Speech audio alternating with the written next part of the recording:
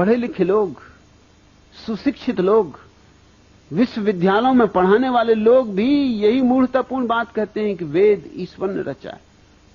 और जरा वेद को कहीं से भी तो उलट कर देख लो तो तुम्हें साफ हो जाएगा कि ये बातें ईश्वर ने कैसी रची होंगी। हर वेद की ऋचाओं का जो अध्याय है उसके पहले ही ऋषि का नाम दिया हुआ है कि किस ऋषि के ये सूत्र हैं।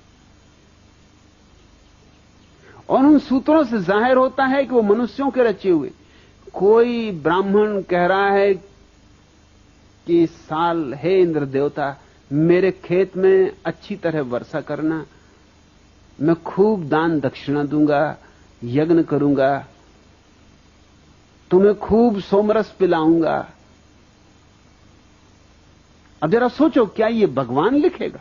भगवान का खेत और मेरे खेत में वर्षा ठीक से कर देना, ये तो किसी आदमी की ही बात हो सकती है। ये तो इतनी साफ है कि किसी बच्चे को भी समझाने की जरूरत नहीं। और मामला यहीं खत्म नहीं होता।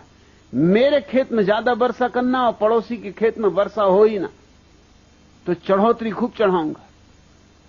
ये तो और भी बात बिगड़ गई। ये तो मानवीय भी ना रही, अमानवीय हो गई।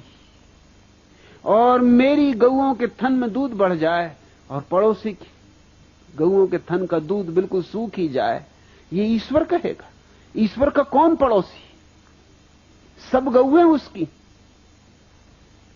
सबे भूमि गोपाल की, सारी भूमि उसकी। कौन सी मेरी और कौन सी तेरी? वहां भी मेरा तेरा चल रहा है। तो बुद्ध ने यही कहा कि वेद कोई ईश्वरी शास्त्र नहीं है, कोई शास्त्र ईश्वरी नहीं, सब शास्त्र आदमियों ने रचे।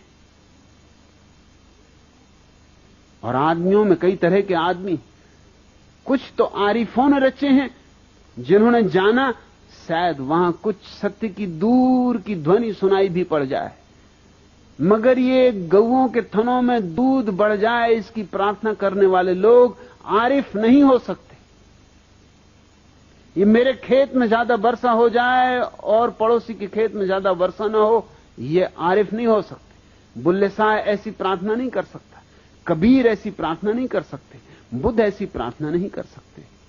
बुद्ध ने तो अपने शिष्यों को कहा कि तुम जब ध्यान करो और ध्यान में जब तुम आनंदित हो उठो तो ध्यान की पूर्णाहुति हमेशा इस बात से करना कि मेरे ध्यान से जो भी आनंद मुझे मिला है समस्त प्राणियों में बढ़ जाए, समस्त प्राणियों में बेशर्त बढ़ जाए, मेरा ही न रह जाए। क्योंकि जो मेरा रहेगा तो मर जाएगा और जो सब में बढ़ गया तो बच जाएगा। बांटने से बढ़ता है, रोकने से घटता है। एक आदमी ने बुद्ध से जाके कहा था कि आप कहते हैं तो करूंगा, इतनी भर आज्ञा चाहता हूं कि मेरा जो पड़ोसी बहुत दुष्ट, उसको छोड़ के मैं कह सकता हूं कि सबको मिल जाए। मुझे जो आनंद मिल रहा है ध्यान से, पड़ोसी को छोड़ के सारे जगत को मिल जाए, पशुओं को, पक्षियों को, पौधों को, पहाड़ों को, जिसको कहो, मगर ये मुझसे ना हो सकेगा कि इस दुष्ट को मिल जाए, इसको भर छोड़ने की आज्ञा दे दें। बुद्ध ने कहा उसके छोड़ने में ही सब गड़बड़ हो जाएगी। क्योंकि मैं वही मन तो बदलना चाहता हूं जो दोस्ती और दुश्मनी की भाषा में सोचता है, जो अपने और पराये की भाषा में सोचता है, जो मैं और तू के भेद में सोचता है।